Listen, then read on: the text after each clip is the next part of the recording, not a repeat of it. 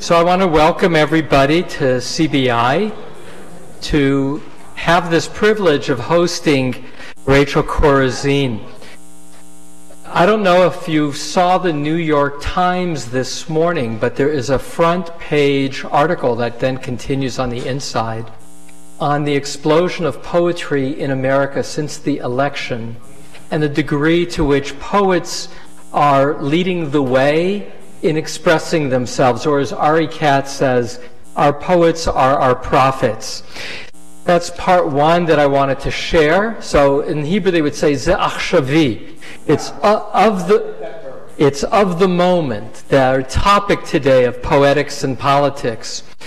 I do want to correct myself in that I glanced at this without taking the time, and as I glanced at it, I saw the long hair on the poet from 1972, and it was my wishful thinking to think that there was a woman poet. But I don't know Eliaz, and there's nothing wrong with a man having long hair. As Rachel said, Samson already a long time ago had long hair. So I look forward to learning more about Eliraz Cohen, as well as Moshe ben Harush and Nathan Alterman. Our host is Ari Katz, who made this opportunity to learn with Professor Korazim possible. Some words from Ari of introduction. Thank you. I'm going to let Ezra take the intro. We're training him. Fresh perspective. Ezra loves poetry. In fact, Animal Orchestra is one of his favorites. Look it up. How does it start? Then came the hippo with stick in hand, the handsomest hippo in Animal Land. Right. He claps when he reads his poetry. It's a very good, but it is dated. It's all, as Clara did mention, it's a lot about male animals. So, but anyway, there are female conductor orchestras. We're not going to go there. So, first of all, good Shabbos, everybody. Thank you. Does everybody have a handout either to share? Or, because you really need it. You cannot... Okay. Well, you can share. Okay. So we're very happy to have Dr. Rachel Korazim with us for a mini Israeli literary series, I called it. And Rachel is a powerful speaker. He's going for the microphone. And a freelance Jewish education consultant specializing in curriculum development for Israel and Holocaust education, as well as scuba diving. We talked about that on Thursday. She's involved with Jewish education worldwide, creating and implementing in-service training programs for educators, writing educational materials, counseling and teaching, as one of the founders and directors of a special program for Israeli soldiers from disadvantaged backgrounds. She was responsible for creating the educational framework and training teachers for the implementation of the program. Born in Israel, she with Hungarian roots. She served in the IDF as an officer in the central, no, it's not good, in the central training base for women, and was later a member of the IDF delegation to Niger and West Africa. She's a graduate of Haifa University with a PhD in Jewish education. More important, you should know, some of you have met my mother. My parents live in Boston. They belong to Temple Emmanuel, which is a very big conservative synagogue. And my mom's favorite teacher of all time is Rachel Korazim. And Rachel comes to their shul, you said 6 years in a row already, right? Every year? Right. They bring certain scholars, they bring many scholars, but they bring Rachel every year. And a few years ago, my mom was like, you have to bring Rachel Korazim. I said, Mom, it's the first time you know a scholar that I don't know. So we're very happy to have Rolene Katz's favorite scholar here at CBI for Shabbos. And please join me in welcoming Rachel. A lovely introduction. Shalom, everybody. Shabbat shalom. Those are yours, and these are yours. And I have another that's yours. Slicha, I was going to give it away. Okay, good afternoon. Shabbat shalom. So formal introductions, as much as they have been made a lot of fun, do not really tell you who the person is. So here's the deal. How about I give you 3 questions for those people who really need and are curious to know something about me, without which my presentation will make no sense to you. This is not the Q&A of after. You will get that as well. This is the Q&A of before. Like, what do you really, really need to know about me that will make this presentation more worthwhile for you? Number 1, yes, ma'am. Pardon? The birth of my first granddaughter, Shira. Of course, granddaughter, the day she was born on Tu B'Shvat 15 years ago. Thank you. Yeah. Are you active in political parties? Yes, and I'm not going to go into it. But we have not been very successful in the last few years. Yeah. What currently motivates you? That's a long one to properly answer. So I'll give you the bottom line of it. First of all, I truly and deeply enjoy it. And I found through reactions of my audiences, who are in most cases synagogues, Jewish federations, Jewish day schools, there are other exceptions, but this is the majority of my audiences, that I somehow managed to create a niche. I wasn't aware of the fact that I was creating a niche. But even your best educated American Jew who will come to shul, go to federation events, visit Israel a zillion times and all that, and be involved and go to AIPAC and what have you, they don't read Israeli literature. It's not a question of time, it's a question of priorities. You go into a bookstore, your hand does not go to David Grossman. It goes elsewhere. And when I started doing this in the 80s and then came back to it later, a woman of my audience says, Rachel, you cannot imagine what reading Israeli literature with you is doing to us. It's as if you have invited us into your own living rooms and shared with us the intimate Israeli discourse. The kind of stuff that you Israelis are saying to each other when we, diaspora Jews, Jews who do not live in Israel, are not listening. This is the deal. This is an invitation to our living rooms. And I'm looking around, you guys, and there is only one person in the room who had been invited to read literature in my living room. And thank you, Anna, and the Grinch Ponce to come all the way from San Diego to drive me down there later today to another presentation. I just love it. This is the purest answer. Last question. Can you tell us how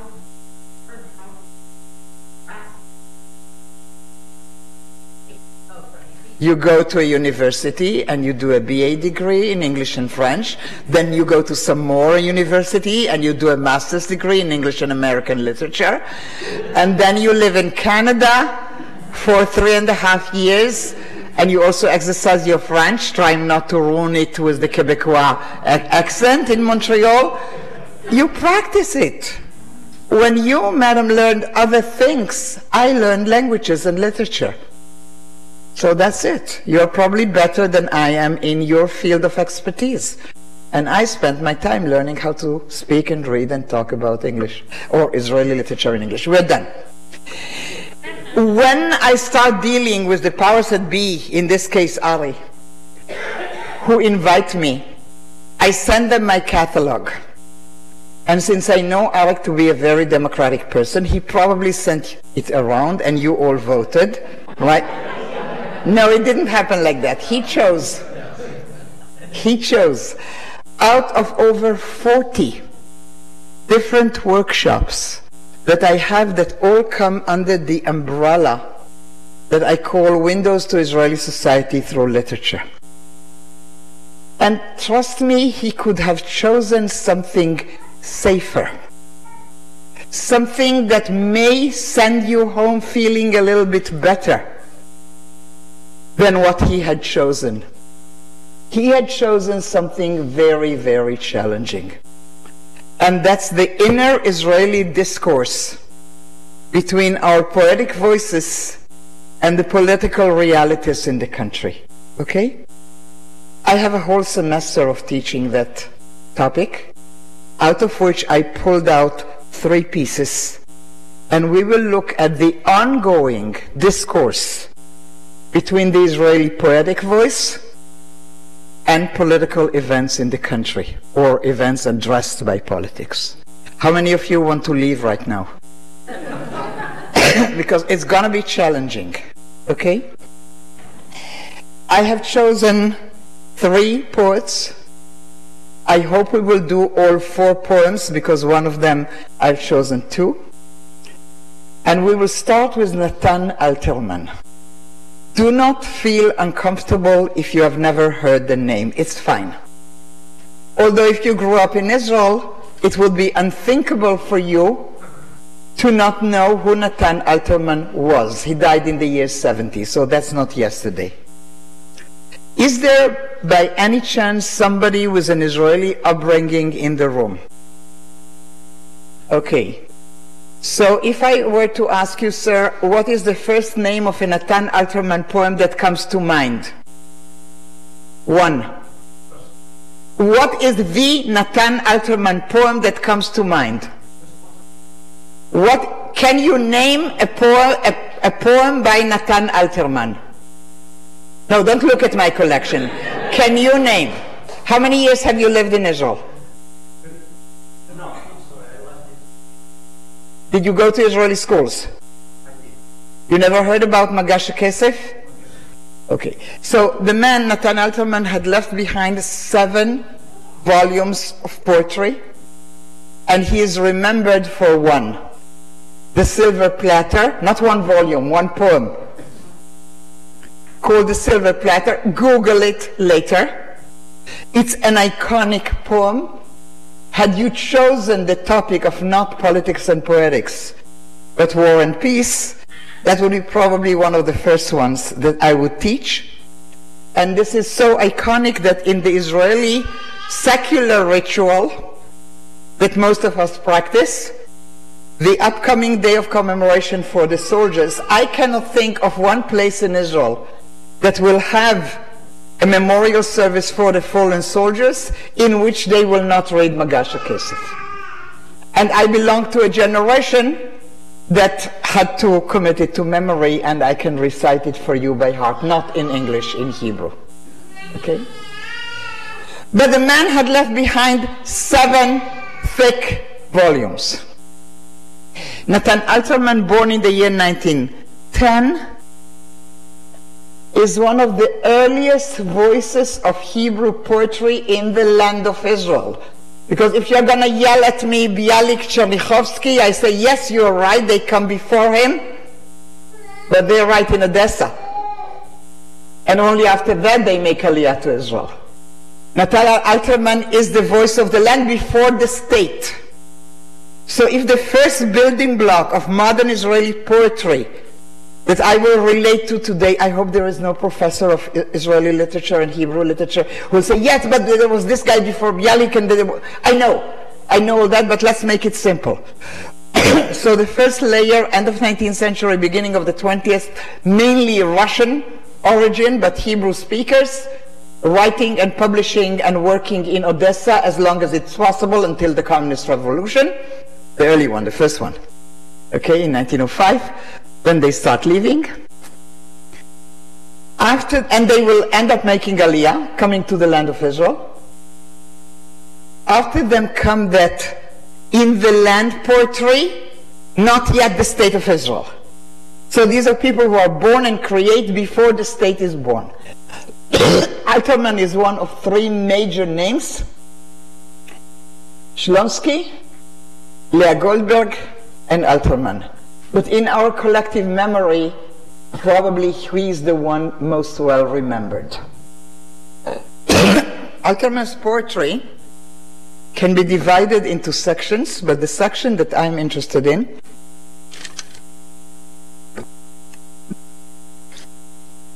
is his political poetry.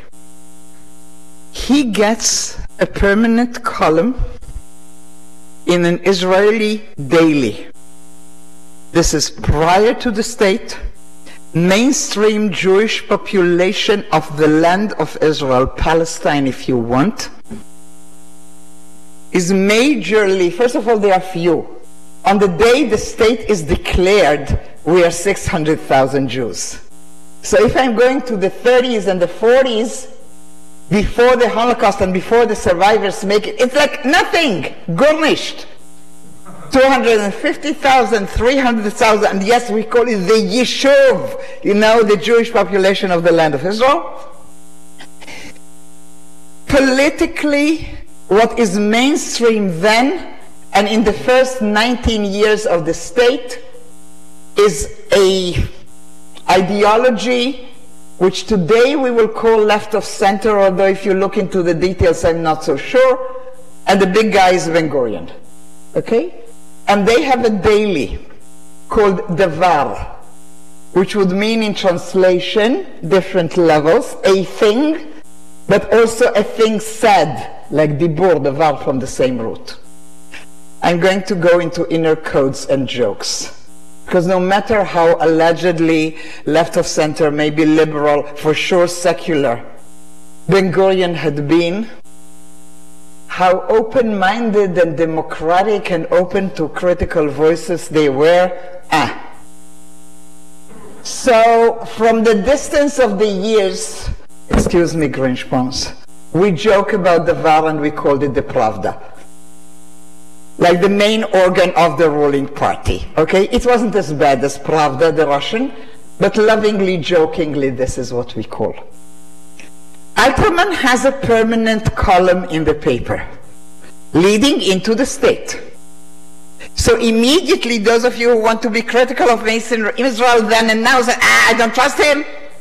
He works for the party. He is the voice of Ben-Gurion. Magnifying glass, I want to look. So when you look at serious critical Israeli literary criticism of Alterman, there will be always the extreme that will jokingly call him Ben-Gurion, the one who schleps behind Ben-Gurion. But the others will recognize the immense power of the court gesture. The guy from within who can lift a mirror to the face of the ruler and say, look at yourself. And this is the prophetic role of Alterman. Now, before we start and go anywhere, I want for us to check the names.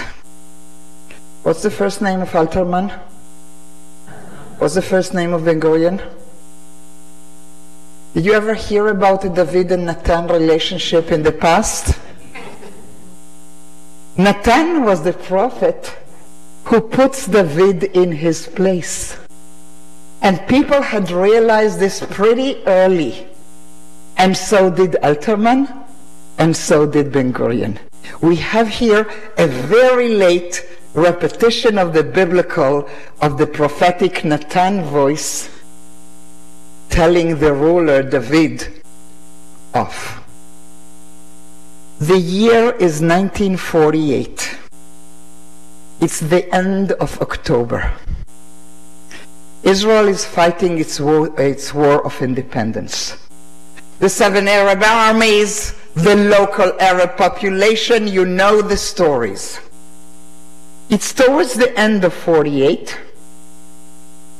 And Yitzhak Sadeh, one of the commanders of the newly born IDF, the state is born in May, the IDF in June. June 3rd is the birthday of the IDF, in case you care to know.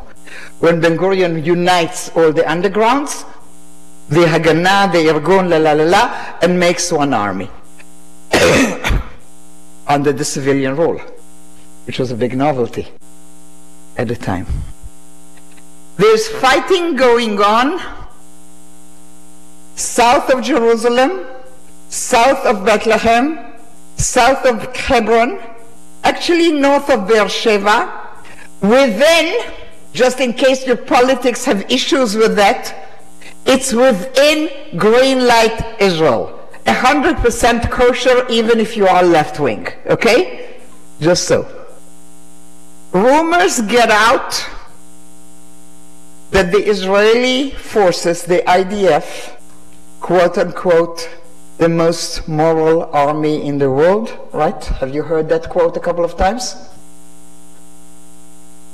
Had ill-behaved in an Arab town. Of course, it's top secret.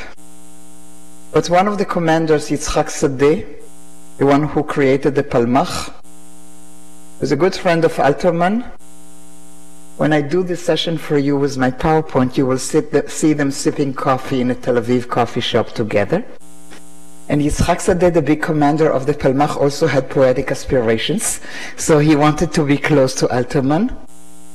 And he tells him what happened in his own command, and he says to him, please do something, because I cannot talk.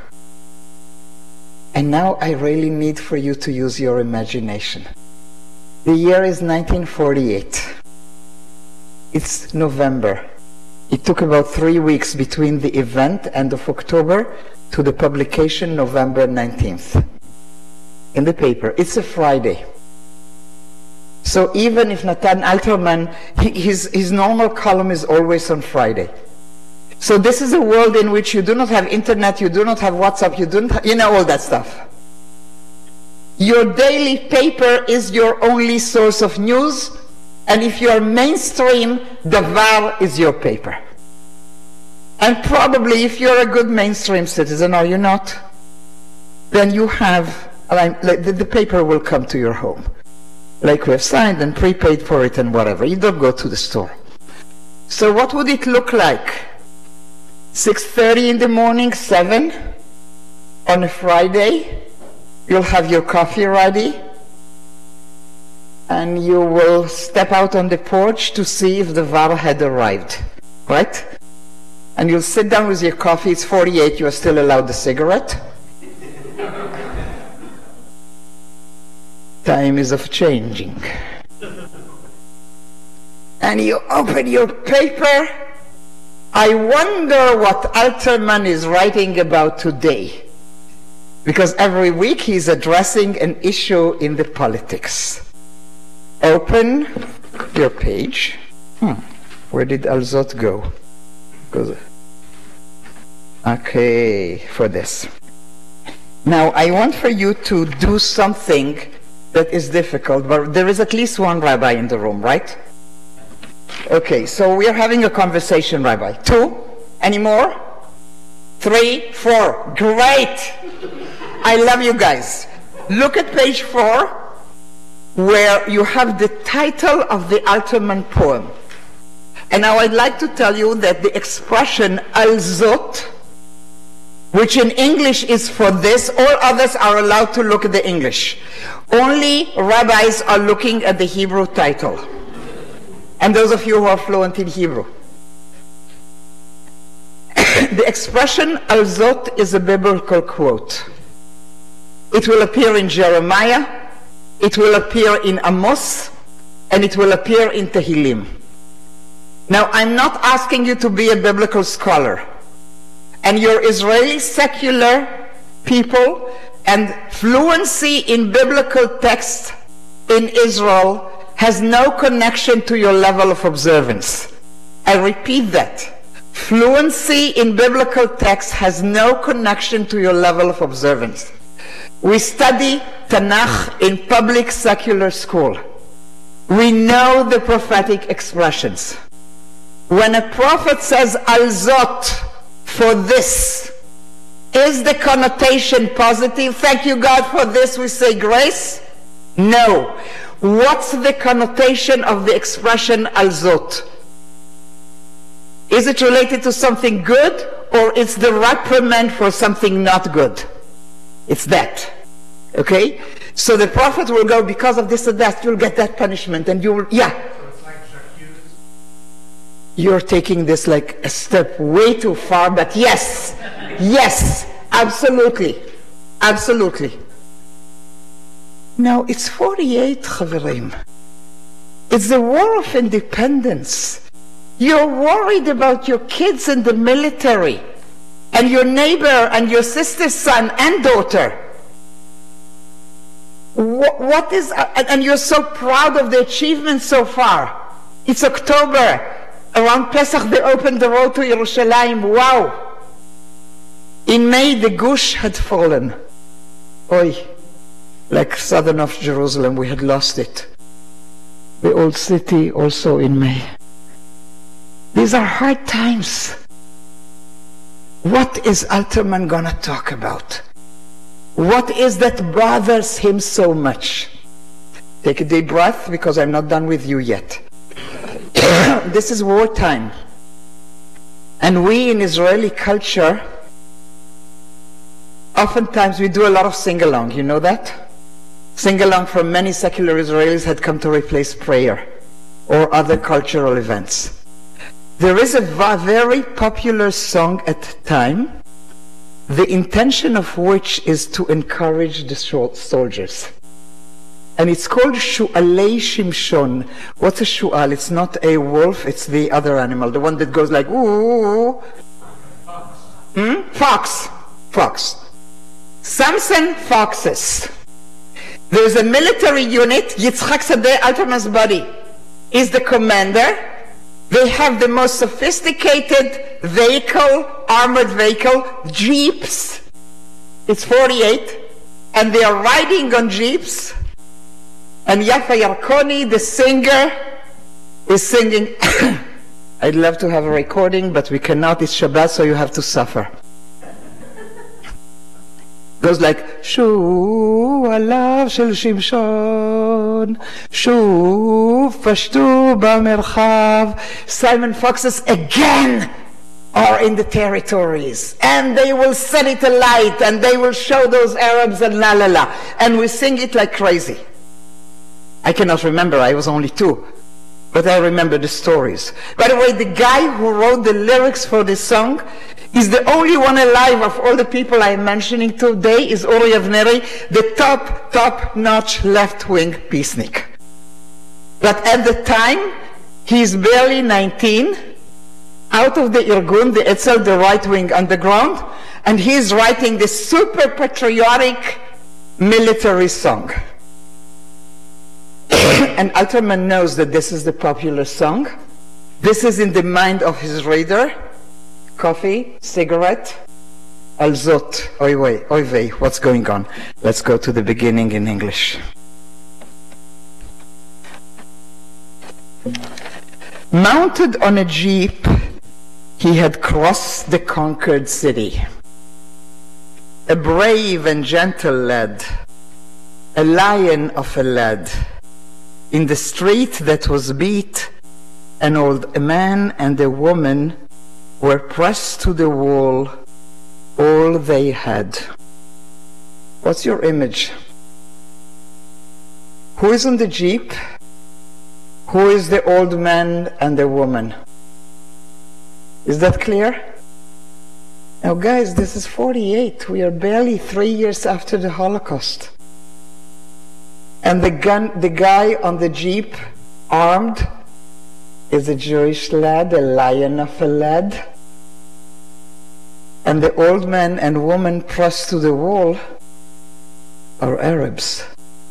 How do you like this with your coffee and your cigarette in a Tel Aviv morning in 1948? Very unsettling. But it's your national poet. This is the paper of the ruling political party. What's going on? And the lad then had smiled with a milky white teeth. I will try the machine gun. And he tried. So they are driving across a town, and he has this idea.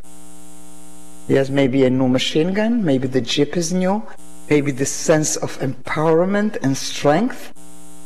I'll try the machine gun. And he did. By the way, this is the only description of what happened, because Alterman is not into the gory details of the killing of, by the way, we Israelis recognized 80 civilians on that day in Al Duaime, and Palestinian sources will say 100. You want to go mainstream, Israeli sources, kosher, 80 civilians. I will not argue about the Palestinian sources. Let's go with the Israeli sources. The old man just shielded his face with bare hands, and the wall was all covered with blood. I want to open parentheses. If you were raised in Israel at the time, you would be very familiar with the Chernichovsky poem, that tells the story of a medieval story. You ever hear the story about Rashi's mom, who lived in this German town, and the Crusaders were coming into the city, and the street was narrow, and she was pregnant, and she didn't know what to do, so she pressed herself at the wall, protecting her tummy, and miraculously, says the Rashi birth legend, the wall caved in and protected her big tummy and Rashi. No Israeli, I read this so much later in life, and I still had the Chernichovsky poem in my mind, and now a total reversal. Instead of the Crusader, an Israeli soldier. Instead of Rashi's mom, a Palestinian woman pressed to the wall. Chaverim, this is not peace now. This is not breaking the silence. This is 1948. The state is not yet 1 year old, and not in a clandestine paper, in the mainstream paper. Alterman is speaking up. How strong does a society need to be in order for him to have the courage to criticize the best of our guys fighting for independence? This snapshot of liberty battles so dear, they are braver than those, so they hiss. Our war thus requires a poetic ear. Very well, let us sing for this, Alzot. Hava Nashir Alzot. We are singing all those beautiful Uri poems about riding and doing and conquering and whatever that we know how to do. Well, let me tell you, if we sing that, let me sing this. And here for the first time, the words Alzot for this are coming into the poem. Until now you didn't know what happened. Let us therefore now sing of delicate cases. Can you hear the politic talk in the corridors of the party? Shall we tell Ben Gurion? Maybe the boss doesn't need to know. It's a delicate case. It doesn't happen every day. It's the exception. Let us not call it by its name. He was a young man. He didn't even know what he was doing. That are better called simply slaying. No. Alterman doesn't allow any laundromat of words. This wasn't a delicate case. Mikrim adinim in Hebrew. It was slaying. Call it by its name. Let us sing of the talks that disguise all the traces of guilt about lads simply playing. You know, they were 18, we just gave them arms, we didn't have time to train them properly, they didn't know what they were doing. By the way, I'm trying to be now very, very careful. How many of you are well versed enough in Israeli contemporary issues to see how relevant it is to justify the misconduct of a soldier by saying, young, didn't know, was scared? Yeah, happens in recent years as well? Like in the last year? Okay, so you see what I'm choosing this. I'm talking to you about 48. But every Israeli reading this, if it will be brought up again, and it was brought up again in those days, will know what we are talking about. Okay. Let us not simply say these are but minor details, for details and principles are always wed. You want to talk of big values? From the pulpit in synagogue? Nice. And then you will say that's a detail? Rabbi, beware. You have to pay attention to the details and bring them into the principal language. Because detail and principle are wed. They need to go together. For the bearers of arms and wisdom we as well, in either action or with a pat on the back, are forced with the talk of revenge, so we tell, into criminal deeds very black. This is the toughie. Well, it wasn't us, you know. I sit in Tel Aviv and I'm really a person of principle and I go to all the peace demonstrations and all that. For the bearers of arms, and with them us as well, the civilian population cannot be separated from responsibility, even if we haven't done it. If we just give a pat on the back to that officer who ran this, we share the responsibility. Well, it was a revenge, you know how they behave. Since when is that an excuse? Since when is that an excuse, says Alterman. Don't give me the language of revenge. That's going down to the other side standards. We're not there. The war is so cruel. You know, stuff happens during wartime. Can you see how Alterman is checking off the list of all the possible accusers that you will hear then and now? Well, the war, you know.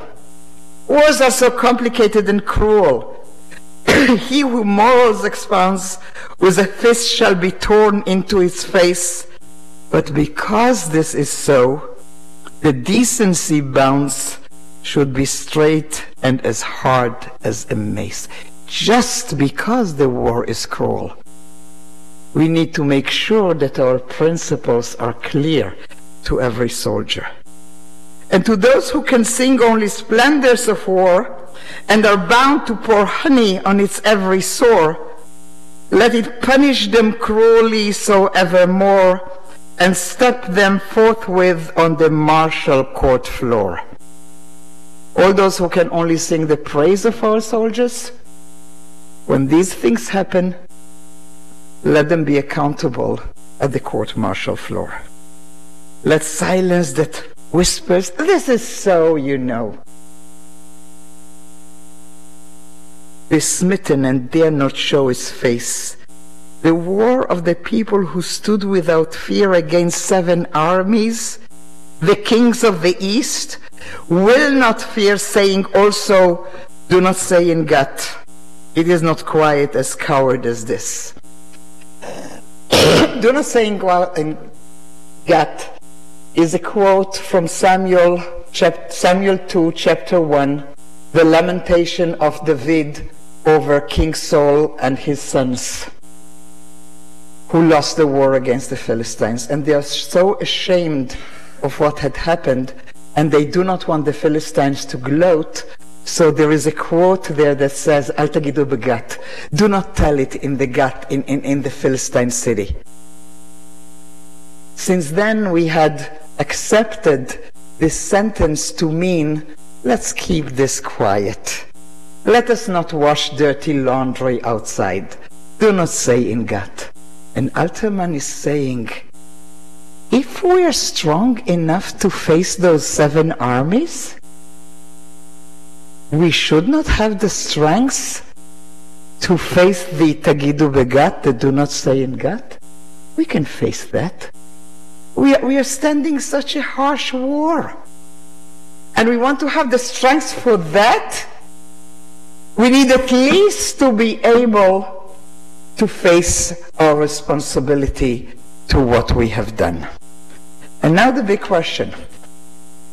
This appears on Friday, November 19th, 1948. The state is 6-7 months old. What will Ben-Gurion's reaction be? Is Natan Alterman fired from the paper? Does the VAR go under censorship? What's Ben-Gurion's reaction? You know? Okay. I understand it for example. Uh-huh.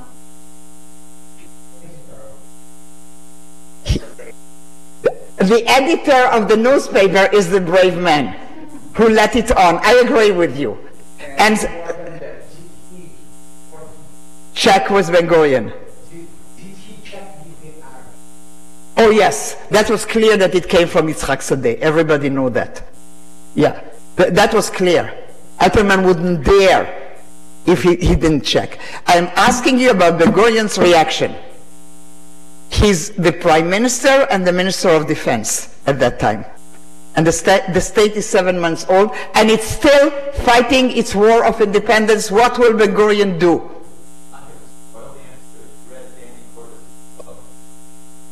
Okay.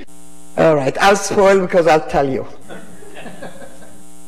2 days later, like on Sunday, there's just Shabbat in between, November 21st. Ben-Gurion publishes in the paper an announcement and reads it at the Knesset that the whole of the IDF does not have an arm as strong as Alterman's poem. And this needs to be read by every single person within the military forces. And he orders 100,000 copies of the poem to be made and distributed to every single person in uniform the following week. The year is 1948. The state of Israel is 7 months old. Its army had totally misbehaved. Totally misbehaved. Yet there's a voice strong enough to call it out, to have Ben-Gurion react, and Ben-Gurion reacts fearlessly. Okay? Well, yes? Was anyone ever prosecuted for They were, but in February, when the war was over and the ceasefire agreements were signed, there was a general amnesty. So they were tried, they were found guilty, and then nothing happened because everybody went under the amnesty. Yeah?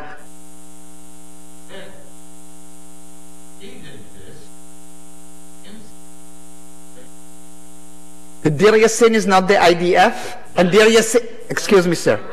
First of all, I didn't forget. the whole atmosphere and the resistance to that atmosphere that Ben-Gurion did have? So It's complicated. Alterman, So first of all, no. Let me say the following. I did not forget. I know about Dir Yassin. Dir Yassin happens in April before the state is declared. Dir Yassin is Irgun, while Alterman is talking already about IDF. And Alterman is left of center. For him to criticize the Irgun will become pointing a finger at those bad guys who did not belong to my guys. What he is doing is way more courageous.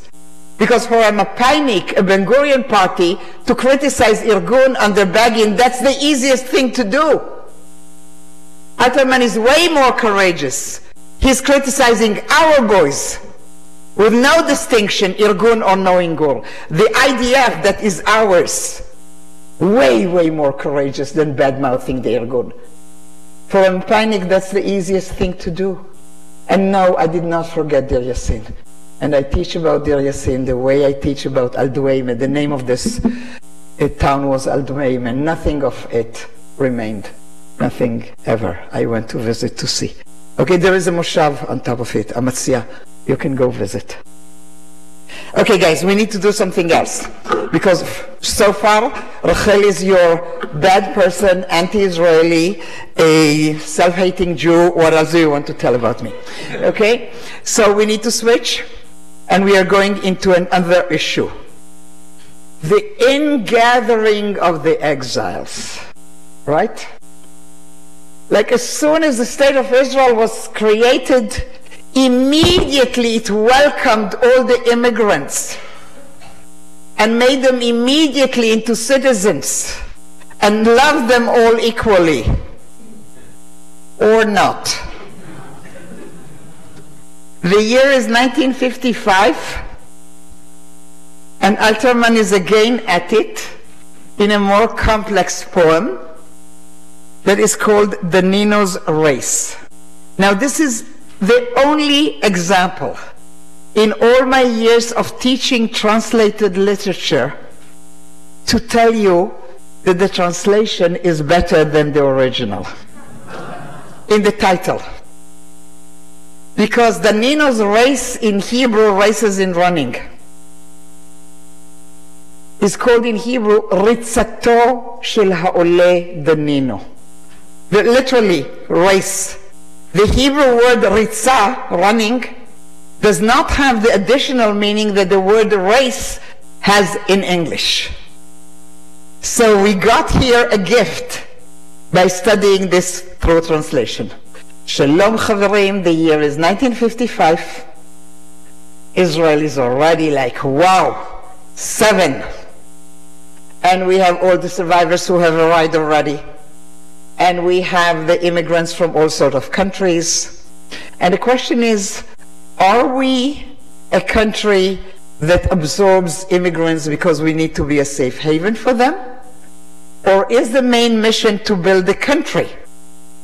Because if you build the country is your main mission, then maybe you cannot take in everybody. By the way, what is law number 1 of the State of Israel? The law of return. The law of return. What does it say? What does the law of return say? That every person who is a Jew can come to the State of Israel and immediately become a citizen. We do not even have to memorize all the names of the presidents by heart. And there were not that many when the law was created. Did you ever hear about an exception to this law? Did you ever hear about a case when a Jew was not accepted to the State of Israel in spite of the law of return? Or he was accepted. Of course, he lived in Stella Maris near me in Haifa. I saw him walking every morning when I did my walks. We talked. Yeah. I know that, but the law had stapled according to what, and then there are amendments to the law. It's not my question to you. My question is, have you heard about a case when a person who was clearly Jewish, mom, dad, halachic, whatever, was refused Israeli citizenship? Yes.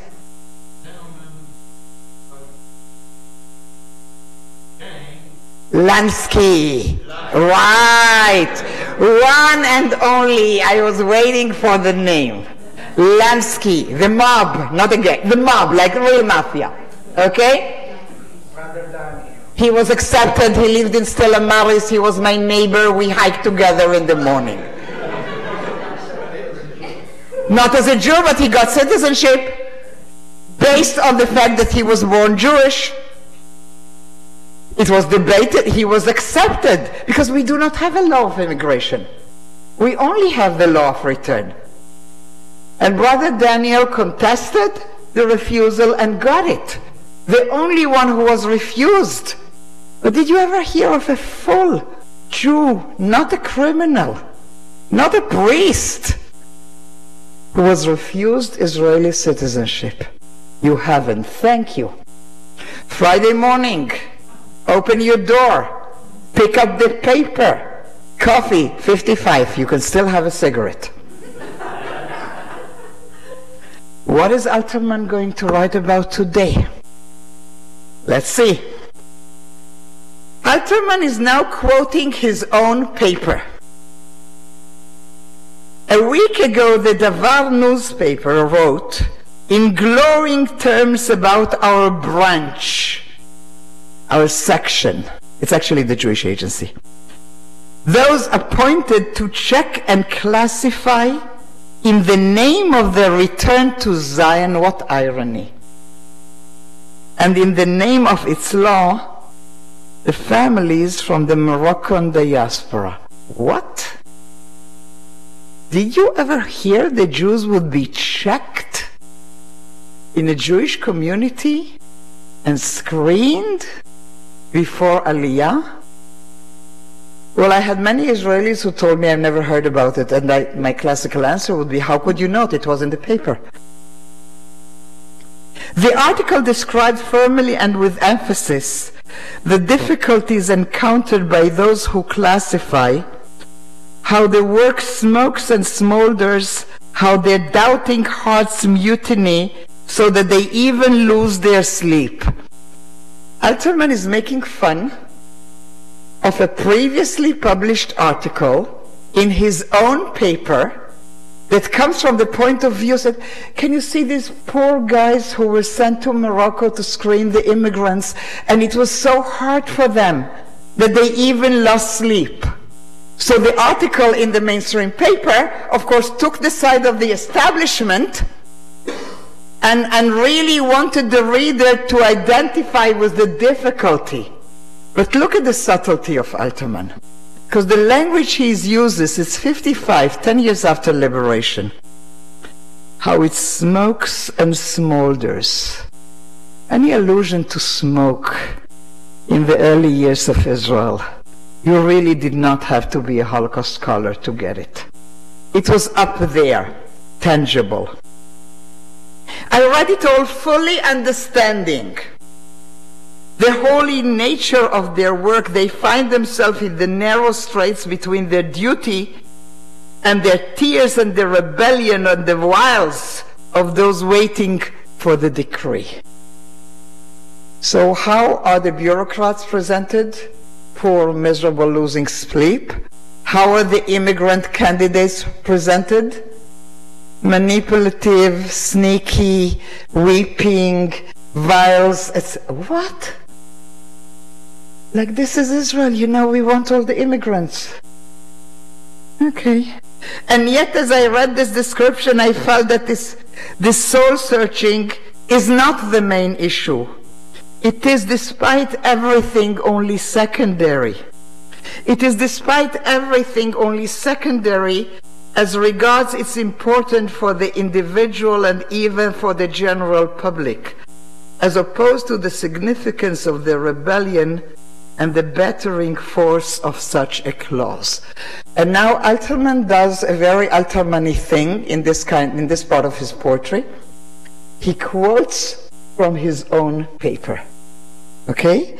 And he's quoting from a main journalist of his paper, Avraham Oren, okay? So it's not a Pulitzer level, but it's a very well-known journalist who writes for the Devar. You should have seen us at work 2 months ago before they did away with the restriction on the number of children. Did you ever hear that? That our beloved state of Israel had put a restriction on the number of children immigrants from Morocco could bring into the country. There were parents who actually did not believe us when we told them they cannot immigrate with more than 5 children. How can it be, they wept, that we can support 5 and not the others? In one of the small towns there was a young man, a plumber, a healthy, stripling fellow. He had 7 cute kids, ranged according to height, aged 12 to 2. At first he assumed I was joking. He simply stood there laughing happily, thinking he understood the jest. But gradually the meaning began to penetrate. He was terrible in his anger. You see these 2, he yelled. I'm going to strangle them on the spot. 2 of them will die, and then the rest will live. Chaverim, this is not Israelis and Palestinians. This is Jews and Jews. And actually Jewish bureaucrats acting against a clearly stapled Israeli law that says you're not allowed to do that. These are regulations of convenience. Yes, I know the transit camps are overwhelmed. Yes, I know there is limitation of how much food we can buy in the 50s in Israel. But nobody stopped our parents back in Europe in the DP camps. Nobody ever. Yes, a news item like this one, I do not know how you feel about it. I feel that maybe when this law was passed, the earth quaked. beneath us and cried out, "They, not you, are my children." Now this is a very interesting allusion that I can only get because of my age, and when it will be taught in the future, it will probably be forgotten. I double-checked to see if I was right in my reading of it. In 1955, the most successful theater show in Tel Aviv that everybody went to see was Arthur Miller's All My Sons, which is called in Hebrew, Kulam Hayu Banai. They were all my sons. And we know that it's about a self-betrayal. It's about a guy who prefers his own income over the morality of your country and state and the military. He sells deficient engines to the Air Force, right? And all of Israel is watching and going to see All My Sons. And the Hebrew original of this, they were all my sons. So Alterman makes an allusion to a very contemporary outrage when we are watching that piece of theater, Arthur Miller in Habima in Tel Aviv. In my opinion, by so doing, we have twisted and distorted the foundation that creates a nation. Its nature has been perverted. Its strength had been damaged. It had been weakened by the burden of those two infants. Among the seven, in my opinion, facing the podium of judges, in all those halls where they check and classify, stands motionless the return to Zion, Shivat Zion, daily slapped in the face by the hand of a convenient, craven law, actually not even a law or regulation. The destruction was lifted 2 months ago, yes, but in itself it is only a small detail, so let us bring other paragraph. It's hard to believe what it says, but let us listen attentively. And now look at the trick, because so far Alterman quoted his own paper. Now he does the undoable. He crosses the street to quote the competition, Haaretz. Now Haaretz at the time is not Haaretz as you know it. Haaretz at the time is the newspaper of your very centrist liberal party of small businesses, etc. It's not your out-and-out left-wing as it is today. Davar is left-wing. Al Mishmar is left-wing. Haaretz is very center of the road. Now, the writer he is quoting, this is Pulitzer level. This is Shabtai Tevet, Israel's most best-known ever journalist. It's like the Urim and Tumim of Israeli journalism. It's like the voice to quote. And Alterman, not being afraid of his editor, is crossing the street to quote the competition. Okay? David Danino. Now, in case it is not clear to you, Danino is very clearly a Moroccan last name. Just in case you didn't know. Okay? So I'm telling you. David Danino's identity card indicates that he is incapable of physical labor. The doctor was called that he limps a little. The doctor asked Danino to run a few steps. Danino understood that he was facing a fateful test. He leaped forward with more energy than necessary, endeavoring to prove that he can walk and run with ease. He returns and stands before the doctor, his eyes pleading dumbly. The doctor is certain that Danino's deficiency does not disqualify him, thank God. In the hall, decorated with pictures of the king and his flags, the Moroccan king, the disqualified families are sobbing, while those families found eligible for Aliyah disperse quietly, secure in their anticipation of a great future. Can you imagine the loss of dignity, having to do these tests in public while everybody else is watching, including your children. And Alterman reacts, yes, this item is not missing. It too must not be forgotten, this silent page of shame, this disgraceful page about the father who leaped and ran while his little ones looked on silently. A page of shame about a father for whom the return to Zion decreed that he should jump. And he in his circle hastened, hurried, with a prayer in his heart to God above to help him, that we should not discern the defect in his legs. And God above heard. This is what God said to him. Run, run, my servant Danino. Roots of the Danino. Practically Shir Shirim language. Okay? Run, do not stumble. I am with you. If this is the law of Israel, we will prevail together as one. It's Danino and HaKadosh Baruch Hu against the Jewish agency. This is the trial. Run, run, my servant Danino. I am your help. Run, run, do not be afraid, because I will hide your blemish, but I will not hide the insult to the revival of my people, whose brightness sparkles in your tears. I want to stop here. I will do the last three stanzas, but they come from a different place, so I want to make a stop here. In the 90s in Israel, after the Rabin assassination and the terrible,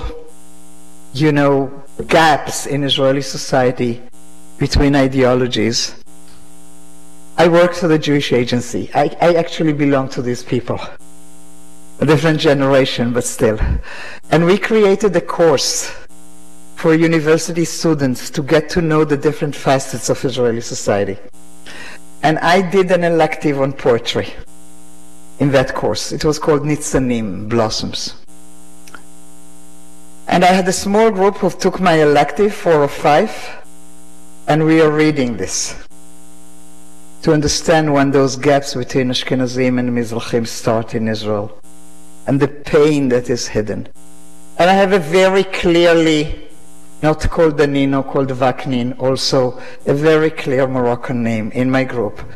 And he said, Rachel, this cannot be true. I never heard about it. So I come out with my classical, it was in the paper. It was in the paper. And actually we do know there is, if any of you wants to go into research, then the name you want to look up is Picard. He's the greatest researcher of what happened in the early years of the Moroccan immigration. So I say to him, you know what? It was also David. Go home, David. Ask your family. Come back next week and tell us. So he comes back next week, eyes downcast. He says, Rachel, you were right. Thank you. What happened? Well, Dad didn't remember. He was very young. But Grandpa said it happened. So I asked my grandfather, why did you not ever tell us? And the grandfather said, because I didn't want you to grow up hating them. This is the 90s. 10 years later, because I never stop researching for my workshops. It's a custom, it's a minhag. And dafka those that I do oftentimes, I force myself to go back to the sources, check again, think and see if there is anything new. And I found out that they discovered 3 missing stanzas that the censorship had not allowed Alterman to publish. So now be curious. If we could have the whole story of Al-Duwaime, of Al-Zot, because of this, of the children's selection, of the blemishes selection, what could Alterman have added that was so terrible that the political system had censored? And this is amazing because it connects to you guys. I do not know what you may think, as long as we still have, in spite of bad mouth and bad expressions, some might and dignity to give up the luxury of this insult. Even if we reckon and calculate to check our standard of living to its top, even if we do all the economical calculation, how difficult the situation is and how little we have, and the fact that we have postponed, I'm not having it. Why? We do not have the slightest right to refuse immigrant Danilo, regardless of his limp, as long as we still live off him a bit in the name of fundraising for Aliyah.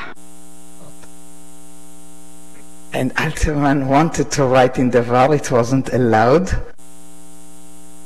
And he's saying, you shamelessly go to New York and Los Angeles and Boston and make speeches at fundraising dinners about how we welcome the Olim? You're fundraising on Danilo's back. You're having fun in America on Danilo's back. Shame on you. That the Israeli censorship of the 50s could not take. That chas v'chalila, this will leak out. If we do not change these ways, we will still distort the principle for which Zion stood at war, for which it may yet have to battle more. Remember the end of the previous poem? You had the courage to face the enemy, have the courage to face the critique, and now Alterman is coming back to the same line. We need to clean up our act if we want to have the energy and the justice to fight our wars. And now I'm looking at you, and do you have the strength to do one more very recent one, like 10 years old? Okay, yalla. And we are going to Eliraz Cohen. And we skip Ben Harush, whom I love dearly, and for some odd reason the Hebrew of Invitation to Cry is not included. So first of all, about Eliraz Cohen. He's the youngest of all these writers. Alterman died in 70.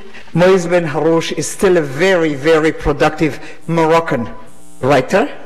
I have to brag. He's the laureate of the Yehuda Amichai Award for Poetry.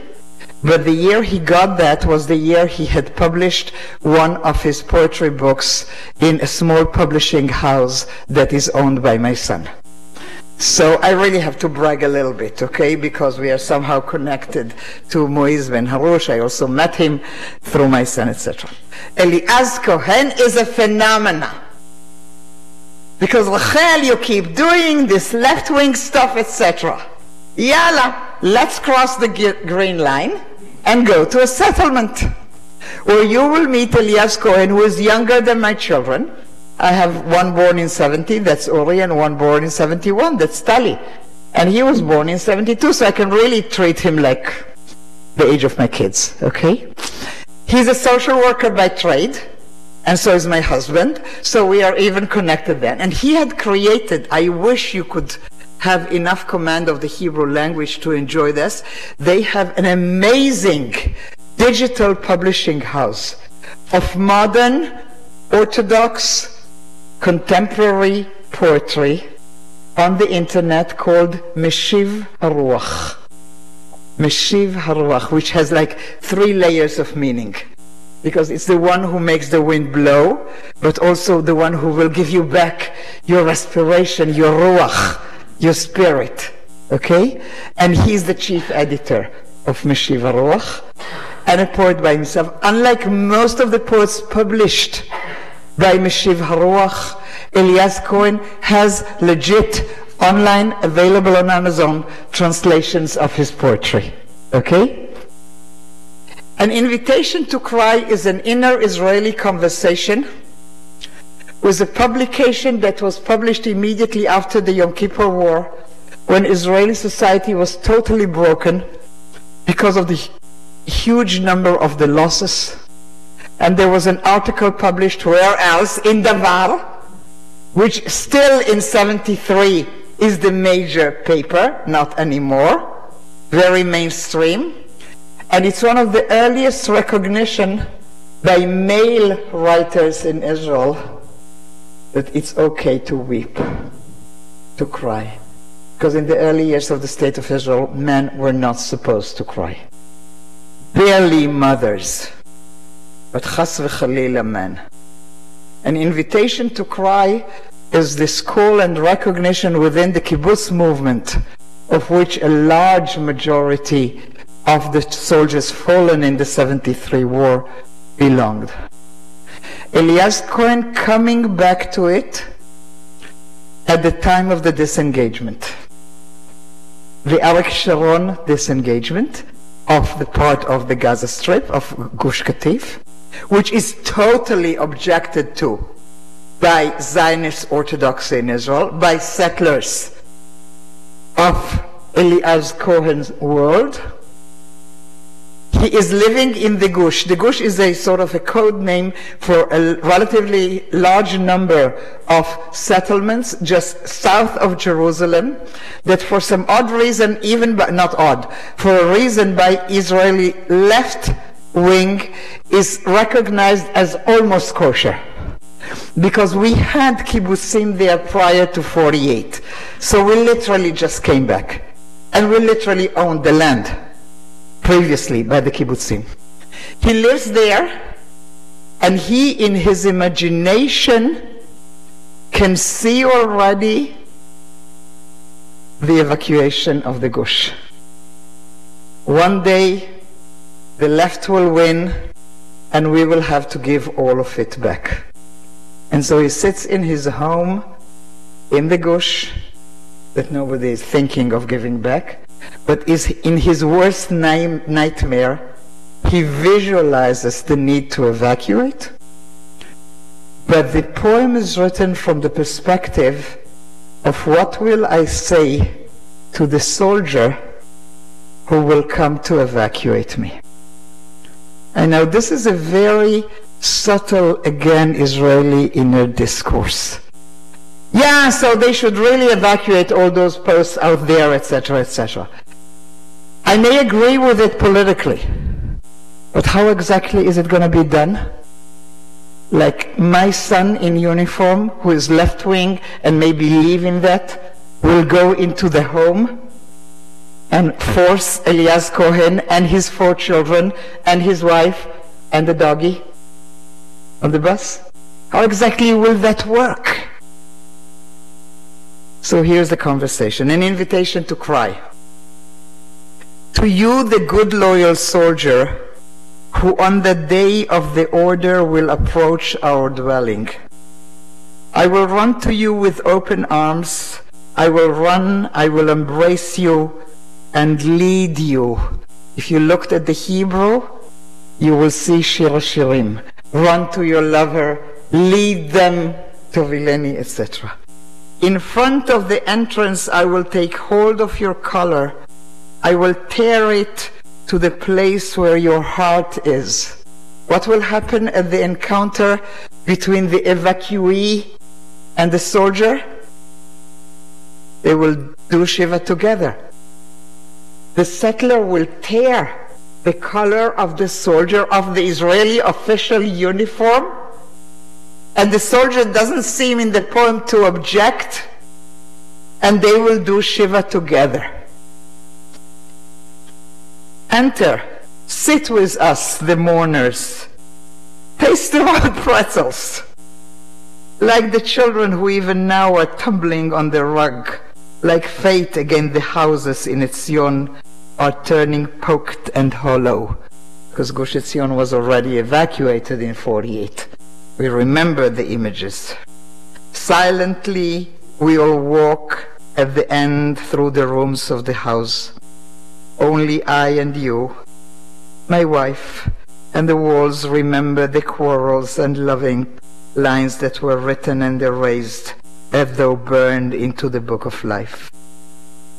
In your eyes, my good soldier, I will see a tear. Our friends stifled their crying, wrote the poet in 1948. Perhaps now it is permitted to cry, and if there were more time, we would lie down in green pastures and play again the hide-and-seek game of the Song of Songs. You as my love, I as the beloved, and you, soldier, in the role of the watchman. So he's moving very, very delicately from Holocaust-related imagery. Now it's okay to cry, like the child coming out of the hiding basement. Mom, is it okay to cry now? And he quotes that. And then he smoothly moves to the Shir Shirim, the Song of Songs language. The watchman, the lover, the beloved, etc. This is all happening in the same place. We have had these roles already. And I would take you running above the cemetery to hear in an hour of great favor, I heard Allah of the Muezzin, as though rising together with the prayers of Yehudim. You don't get this place, dear soldier. We actually live here in proximity. The Arab villages and their talk to God, and our place praying around sunset, and our voices mingle above. Here one can prophesize. Here, if only we had more time. In a whisper you ask, have you packed? As though there were in this word a bundle which can contain yearning. You hold back a stream of tears. We go out for a breath of air on the porch. Here I prepared a little corner to write the unfinished novel. Now from the fig tree in the yard, the last leaf falls. Everything is filled with symbols. You say, you fall on my neck, weeping bitterly.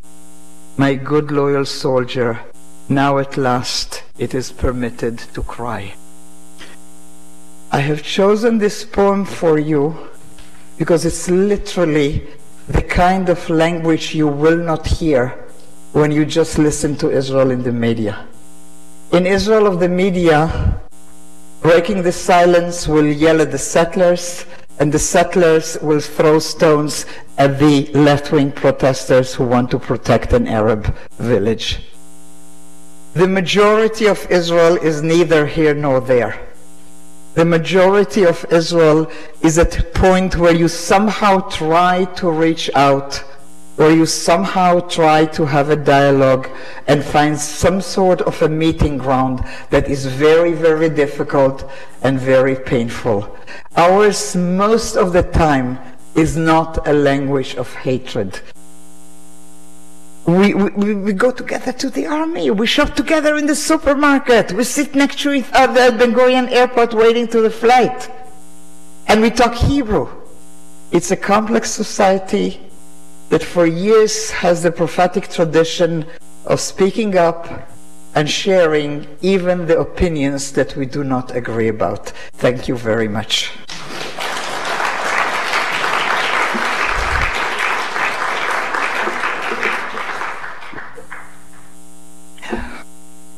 I promised you a Q&A of after. So let's see if there's anybody interested. You don't have to, just if you are really in the need of asking or saying anything. Okay, until we, yeah.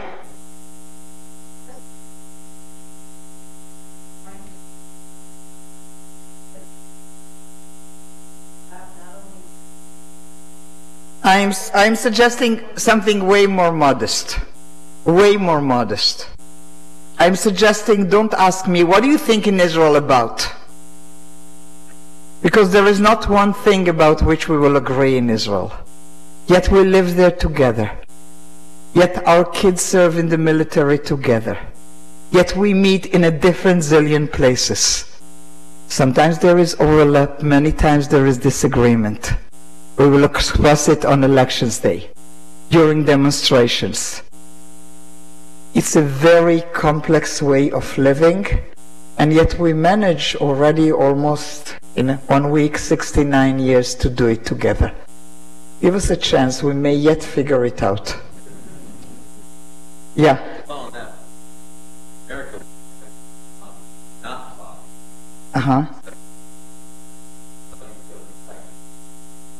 Many of us make the effort, not everybody. The people of Meshiva Ruach, this digital poetry magazine, they are read by everybody in Israel because we understand it as the authentic voice of the side that we may not agree with, but it's worth listening to. Shall I quote the classical anti-Semitic phrase, some of my best friends, whatever? But some of my best friends, whatever. I mean, many of us do talk. Meet in university. I gave you all these examples. So I'm saying there is a lot of dialogue going on. Some of it structured and planned by organizations like Van Leer and others, and some of it just happening.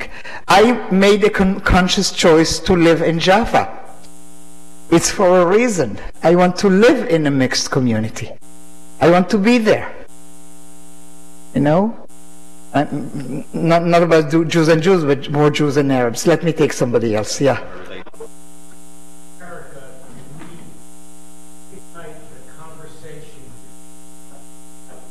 Guys, you're so afraid to express your opinions that I was really having stomach pain when I have chosen this. Like, I didn't know how this will be received. I go to communities, nothing political. We don't want any of your Israel-related session. Do Holocaust, it's safer. I haven't the foggiest idea. I don't get you guys. I live there at the heart of the conflict, and we talk. And here you're so afraid. Maybe. Not the case. Okay, excuse me then.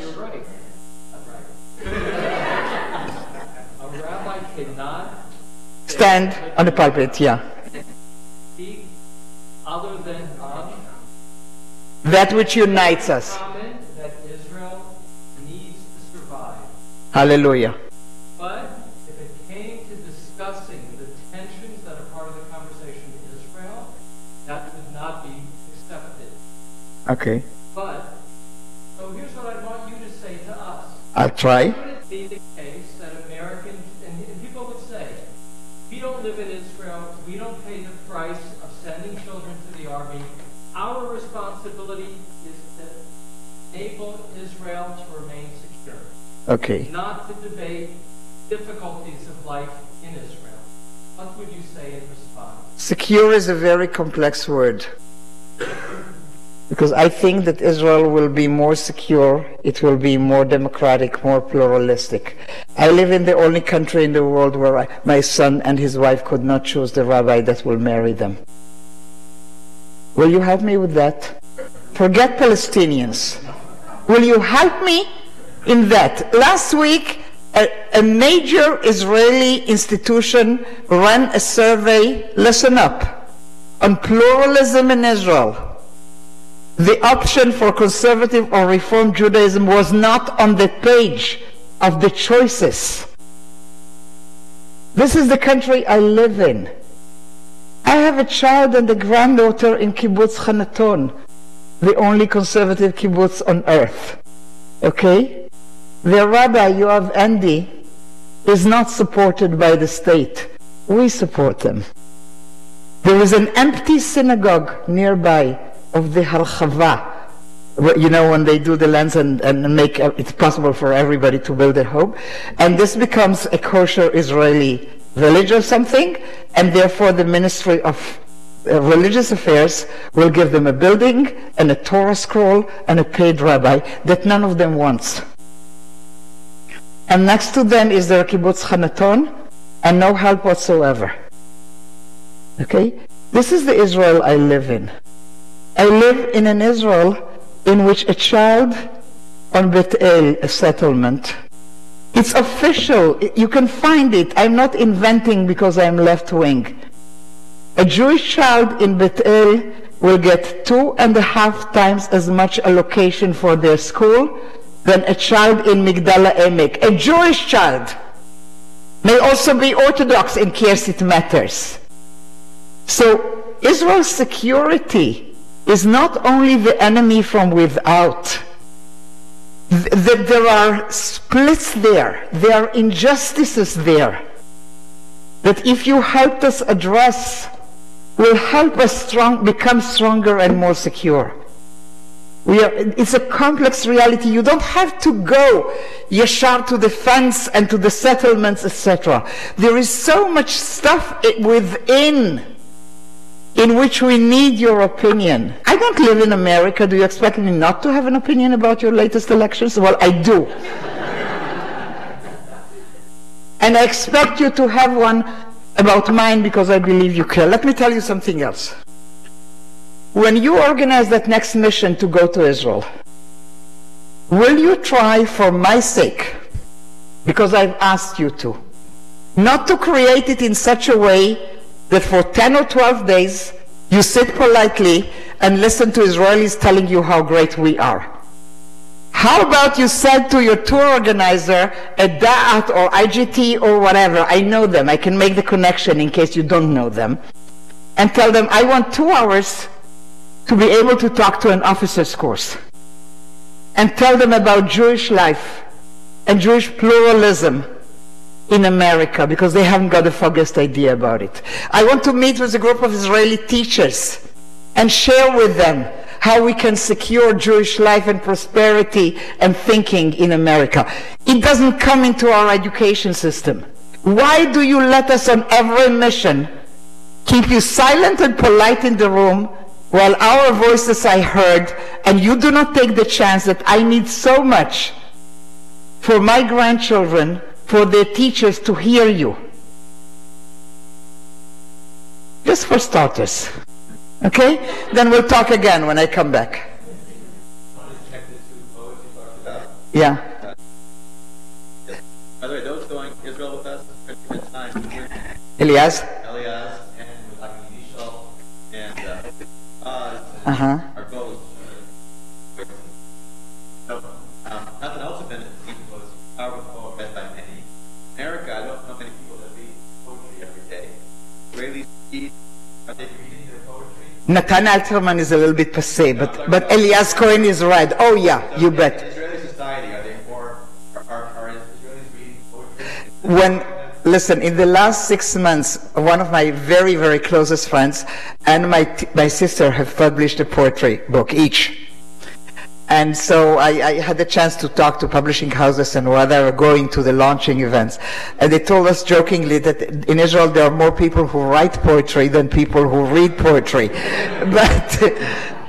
But you know, yeah, we are into it. You should see the literary parts of the daily papers, be it left, right, or center. Like Makor Rishon has a very solid literary section.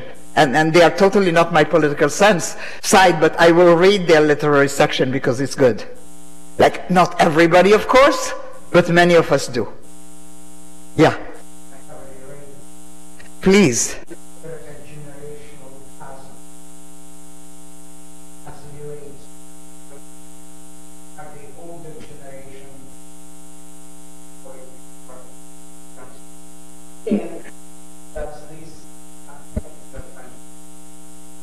Listen, there are generational gaps in Israel like everywhere else. But it's not whether you do or not do read. It's what you read and what you listen to. Where's the lady to whom I sent the Yemenite poem? This is like totally recent. Everybody reads Adi Kaysal and listens to her YouTube poetry slam. And these are young people. And it will affect their views, of course.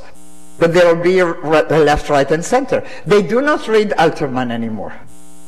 But they read their own Altermans. And it's good enough to me. Shall we? Last question. Yeah. Go ahead.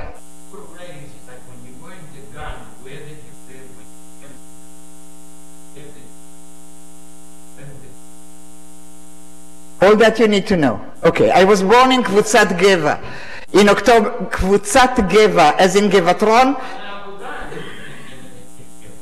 You what? I'm glad to hear that, so you know it exists and I'm not lying.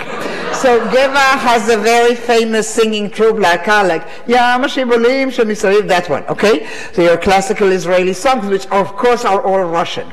Then, you asked a question, not a sermon, right?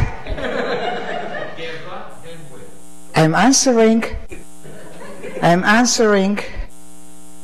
Kita Aleph, Bet, and Gimel, first, second, third grade. When Mom remarried, because my biological father and Mom divorced, and I was raised by her second husband, and we lived in one of those classical new immigrant neighborhood just outside of Haifa called Ben Dor, which is a nicely laundered name for Havasa because it used to be an Arab village, the population of which in 48 left, were kicked out wherever your politics go. I don't care about the language, they are not there anymore, and we, the new immigrants, the Moroccans and the Holocaust survivors, etc., live there. High school, I went to L'École de l'Alliance Israélite de Haifa, and I went to this high school in which French was the first foreign language and not English. I'm a product of Haifa. I got married in Haifa. My kids were raised in Haifa. Haifa is a very mixed population. Then stuff happened in my life. I too am in a second marriage. You don't want the soap opera of it, but it's really a soap opera. Ask my host, I told them. And Yossi and I had lived for many years in Yerushalayim because he worked for the Ministry of Welfare, and I had worked for the Jewish Agency, those guys I described to you earlier. And then you know that there is mandatory retirement in Israel. In case you did not know, now you do. And we have decided that once we can retire from our official jobs and do what we like, then we will move back to the seashore.